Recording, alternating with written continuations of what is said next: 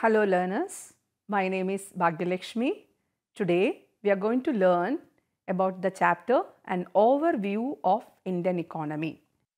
In this chapter, you will learn the state of Indian economy at the time of independence, which is resulted out of 200 years of British rule, the changes in the features of Indian economy after achieving independence, and the economic reforms. Now, first of all, we can understand what was the condition of Indian economy at the time of independence. India inherited the economy from the British, who were ruling this country for their gain. The British were never interested in the development of India or its citizens. Their aim was to exploit the resources of India and take away as much as possible to England. Even if the construction of railways was a positive contribution, it was mostly used to serve the British interest. And some of the important features of India at the time of independence was the decline of handicrafts industry, the production of cash crops, famines and food shortage, rise of intermediaries in agriculture.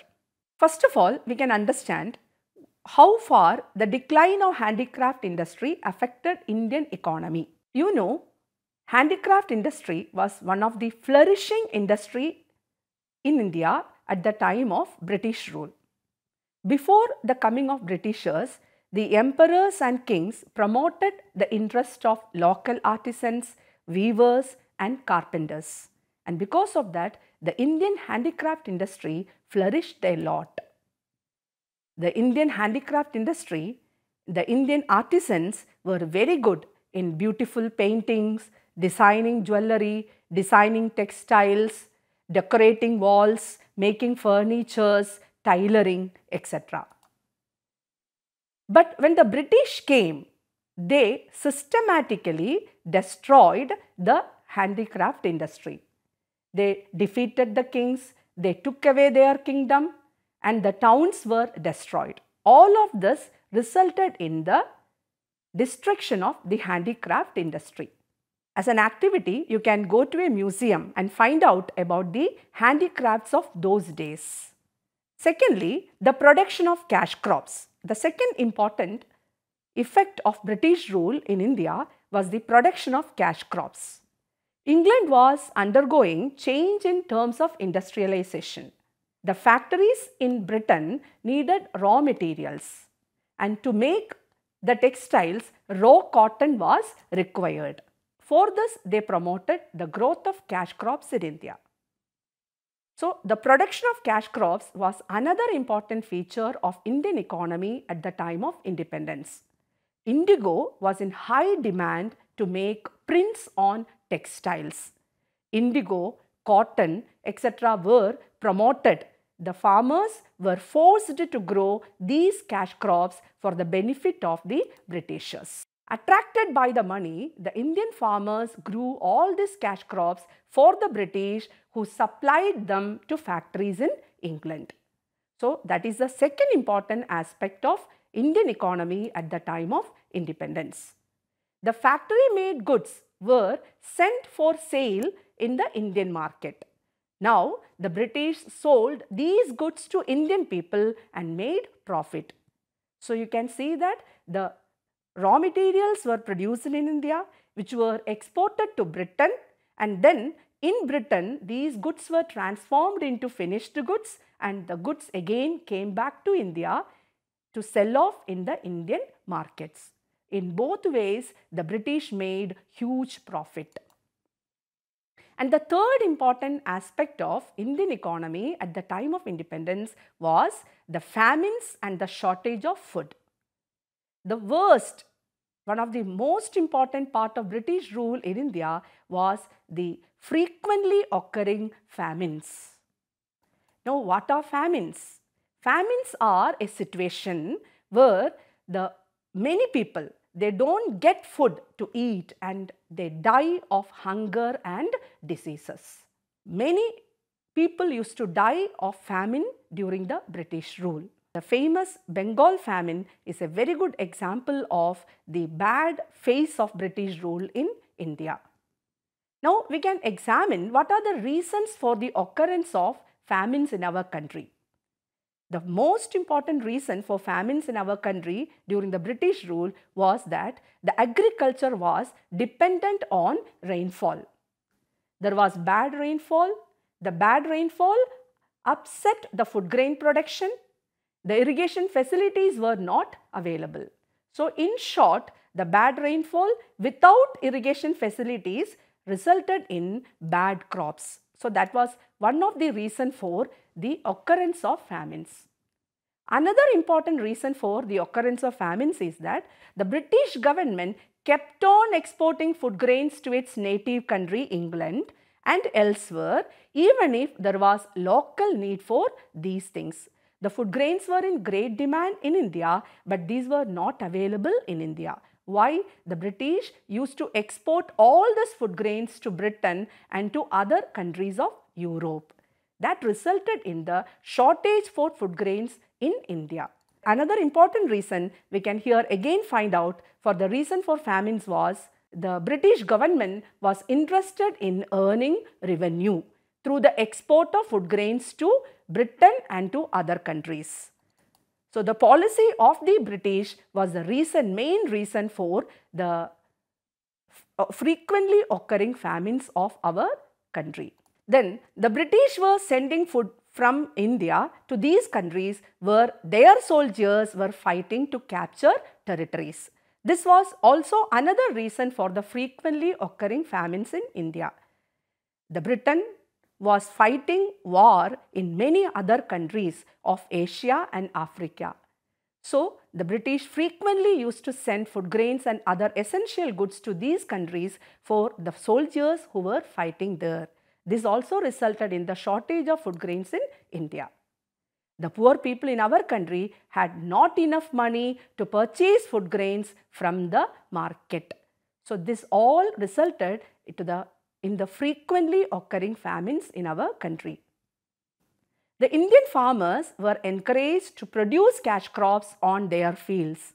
This led to the fall in the production of food grains because less area was available for their cultivation. More and more areas of land was under the cultivation of cash crops that resulted in the decrease in the area of cultivation of food crops. This also led to decrease in food grain production. Then another important factor which contributed to the destruction of agriculture in India was the emergence of intermediaries. Agriculture was a major occupation of people of India during the British rule. You know that 70%, more than 70% of the population was dependent on agriculture. It was a major source of revenue for the government. And the British introduced two types of land revenue system during their rule.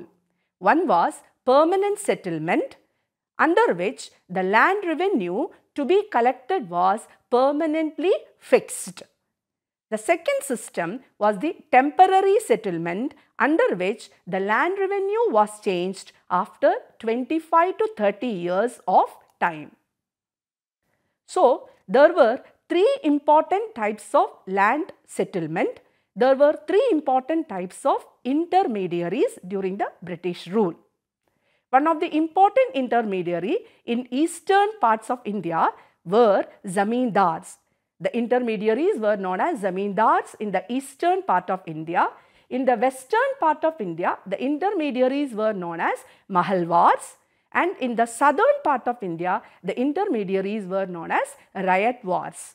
So we can find there were three important types of land settlement in India during the British rule: zamindari system, mahalwari system and rayatwari system. The British appointed these intermediaries in order to collect the land revenue from the farmers. So we can see that there were zamindars, mahalwars and rayatwars. All of them were the intermediaries of land revenue collection during the British rule. You can find the pictures enclosed about zamindars. during the British rule. These intermediaries, they act between the British government and the common people. What was their job?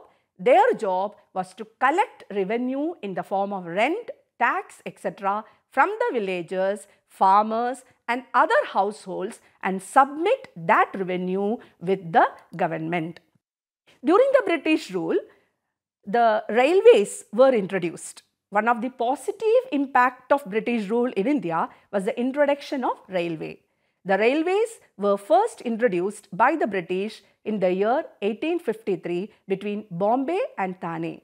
Between 1850 and 1855, the first jute mill, the first cotton mill and the first coal mine, all of them were established. The British government also set up telecommunication, telegraph, post offices in the country. So, all of them you can point out as the positive impact of British rule in India. Now, we look on the changes in the features of Indian economy after independence. After independence, a new era began in the history of India after independence. Unlike the British government, the aim of the government of India was to take India towards the higher levels of development and achieve welfare for all its citizens. By the year 2010, the government of India has completed more than 60 years of governing India. Now, we can understand the Indian economy after independence through the points: the level of per capita income, the growth rate of per capita income, heavy population pressure, existence of poverty, dependence on agriculture, planning for development. Now, what is per capita income? Per capita income is the income per head of population. It is calculated by dividing the national income by population. Income of an individual is a major indicator of his or her standard of living. Per capita income gives the idea of income earned on an average by an individual in the economy in a year. It shows the standard of living of the people in the country. We can have a statistics of per capita income now. India's per capita income for the year 2009-10 was rupees 33,731. This comes out to be around rupees 2,811 per month. This per capita income of India is not only low but also growing very slowly. The growth rate of per capita income refers to growth rate of income over the different years. Now, why we want our income to increase every year? First of all, our wants are increasing as we grow over time. In order to satisfy the extra wants, we need more income. Secondly, another reason for earning more income is that the prices of goods that we buy in the market are also increasing. So, you may have to pay more money for the same goods and services you consume. We can see the table. In the year 2008-9, per capita income was 31,801. Again, in the year 2009-10, the per capita income increased to 33,731. That means there was a growth in the per capita income. The second aspect of Indian economy after independence is the heavy population pressure. Indian economy, you know, it's overpopulated. It is the second most populated country in the world. It has grown by more than 3 times in almost 60 years. At the time of independence in 1947, the population was 350 million. According to 2011 census, India's population stands at 1.21 billion. It is second only to China in the world and may even overtake China in future. Why we are worried about high population? That's a very important question to answer. Why? Because if there is more population, we require more food, more clothes and we need more income because our expenditure also increases very highly. We need to construct more houses. We need to construct more roads. We will have to construct more schools. We will have to construct more hospitals for providing health services. We can have a data regarding the population of India as per census 2011. Uttar Pradesh, the population has grown by 19%, Maharashtra 11.2%, and the total population of India is 121 million. We can compare it with the other countries. Brazil has the total population of 19.07 million, Mexico 11.2 million, whereas India is having 121 million. The fourth important aspect of Indian economy after independence is the existence of poverty. Not only that India is overpopulated, but also India is very much poor. Nearly 1/3 of world's poor live in our country. We can find children working in dabas, children working on the field. We can see slums in the towns and cities. We can find beggars on the streets. All this points out to the existence of poverty in the country.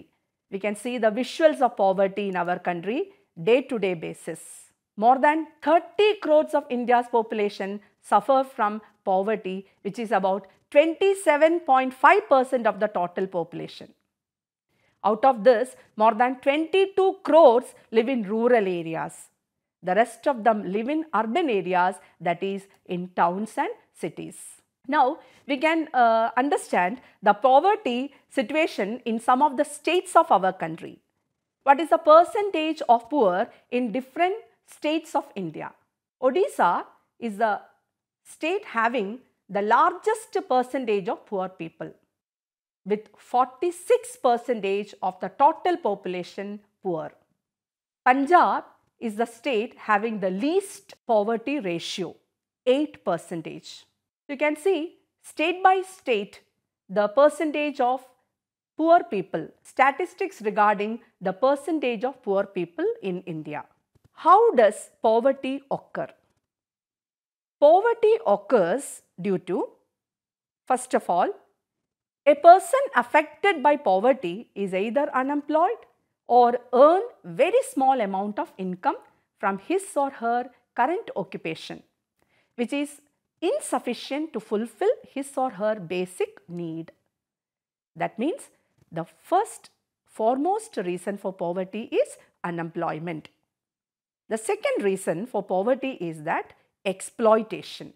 The person must be subjected to exploitation by others on the basis of caste or religion or gender. Thirdly, we can also say the person has become poor because he or she has not got any property in the form of land or house. Those who have inherited property from their ancestors enjoy certain advantages over others who do not have property. So that can also be said as reason for poverty. Fourth, perhaps the efforts of the government have not been effective. Corruption and slow pace of decision making in government are obstacles in removing poverty. However, existence of poverty is not the failure of the government alone, but also failure of the people and the society at large, who should help each other and cooperate so that everyone can lead a decent life. The fifth important aspect of Indian economy after independence is the dependence on agriculture. In an economy, people pursue various activities to earn their livelihood, such as agriculture, industry, services, etc. Indian economy has been traditionally based on agriculture. Indian economy is known as an agrarian economy. In 1951, at the beginning of the first plan, more than 70% of the population were engaged in agriculture and related activities. Even if this has come down, still around 60% of the population is dependent on agriculture, at the beginning of the 21st century, that is the year 2001. Another important aspect of Indian economy is the planning for development. A major feature of Indian economy after independence has been its consistent effort to achieve development through the process of economic planning. This is a very positive phenomena going on for the past 60 years. I'll make you remember the Planning Commission of India was set up in the year 1950, and we started the planned development of our Indian economy from the year 1951. So far, we have completed 11 5-year plans, and the 12th 5-year plan is in progress. It will come to an end on 31st March 2017. And you can here have a data about the plan periods. Starting from 1951, we had so far completed 11 5-year plans till 2012. And in between, we had 5 annual plans. 3 annual plans were there between 1966 and 1969, and 2 annual plans were there between 1990 and 1992. So far, 11 5-year plans are complete. How the government allocate expenditure on plans? In each and every plan, the government allocates resources to various areas such as agriculture, industry, education, health, transport and communication, community development and other social sectors. The aim is to use the given resources earmarked for the said area for its development as per the target fixed by the government for the said period. For example, the resources for agriculture can be used for improving productivity of land, extending irrigation facilities, etc. Similarly, the resources for education can be used for construction of school buildings, granting scholarships to meritorious students, etc. and so on. So, what you have learned so far?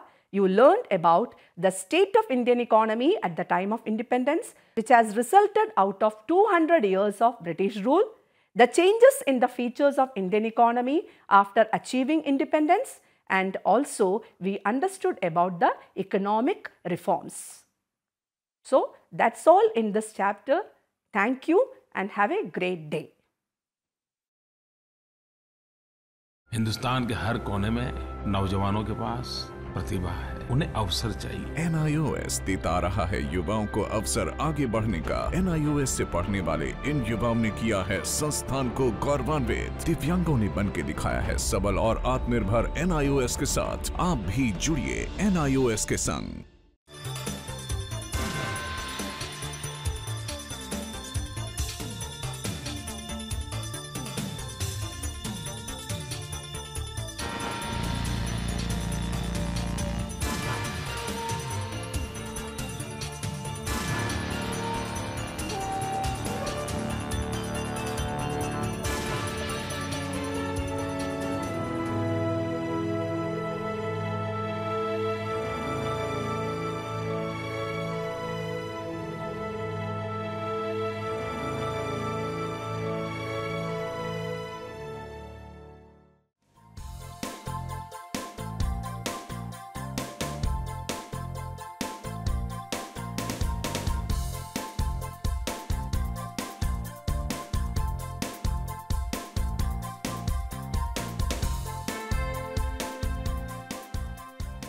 घर बैठे पाएं राष्ट्रीय मुक्त विद्यालय शिक्षा संस्थान यानी NIOS में एडमिशन, वो भी एकदम आसान तरीके से, जिससे शिक्षार्थियों को होगी समय और धन दोनों की बचत।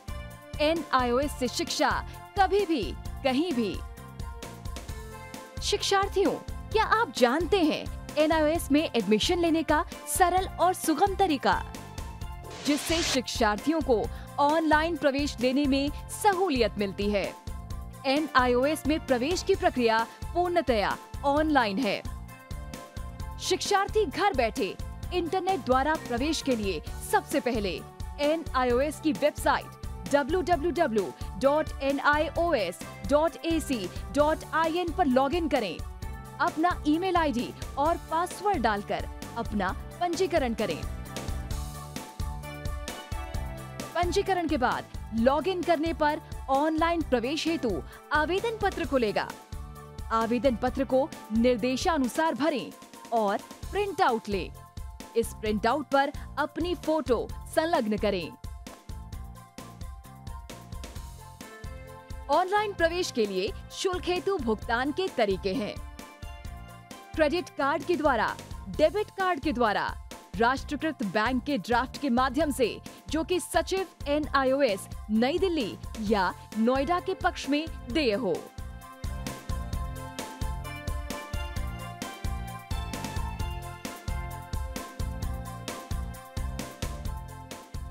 भरे हुए आवेदन पत्र के साथ साथ डिमांड ड्राफ्ट और संलग्न किए जाने वाले दस्तावेज हैं: जन्म रजिस्ट्रार के जिला कार्यालय से जारी जन्म प्रमाण पत्र की सत्यापित प्रति, जिसमें जन्म तिथि अंकित हो, पिछले विद्यालय से प्राप्त विद्यालय छोड़ने का प्रमाण पत्र, जिसमें आवेदक की जन्म तिथि लिखी हो। प्रवेश फॉर्म का प्रिंट आउट NIOS के संबद्ध क्षेत्रीय केंद्रों पर 10 दिनों में पहुंच जाना चाहिए, अन्यथा उचित दस्तावेज न लगे होने पर आवेदन फॉर्म रद्द किया जा सकता है। प्रवेश प्रक्रिया की पुष्टि होने के बाद शिक्षार्थियों को परिचय पत्र व अध्ययन सामग्री डाक द्वारा तुरंत पहुंचाई जाती है। ऑनलाइन प्रवेश एक बहुत ही सुगम और सुविधाजनक प्रवेश प्रणाली है। Online on time for safe and secure admission. Hindustan के हर कोने में नौजवानों के पास प्रतिभा है, उन्हें अवसर चाहिए। NIOS देता रहा है युवाओं को अवसर आगे बढ़ने का। NIOS से पढ़ने वाले इन युवाओं ने किया है संस्थान को गौरवान्वित। दिव्यांगों ने बन के दिखाया है सबल और आत्मनिर्भर। NIOS के साथ आप भी जुड़िए NIOS के संग।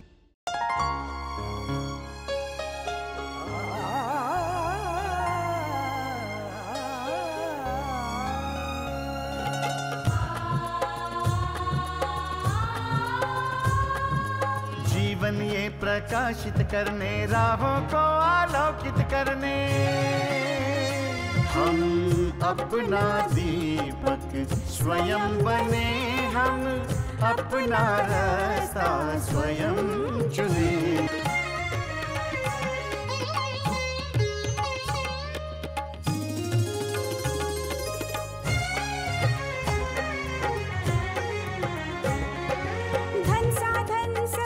सीमा से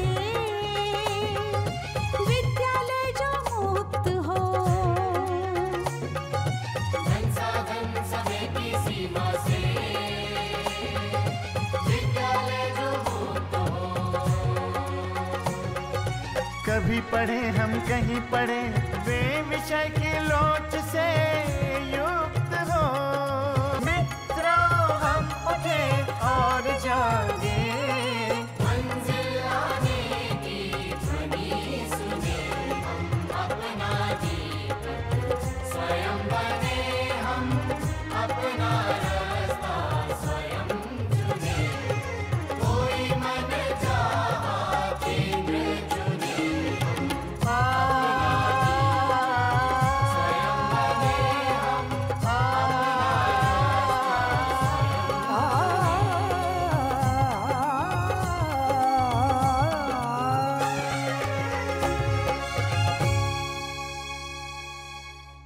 हिंदुस्तान के हर कोने में नौजवानों के पास प्रतिभा है, उन्हें अवसर चाहिए। NIOS देता रहा है युवाओं को अवसर आगे बढ़ने का। NIOS से पढ़ने वाले इन युवाओं ने किया है संस्थान को गौरवान्वित। दिव्यांगों ने बन के दिखाया है सबल और आत्मनिर्भर। NIOS के साथ आप भी जुड़िए NIOS के संग।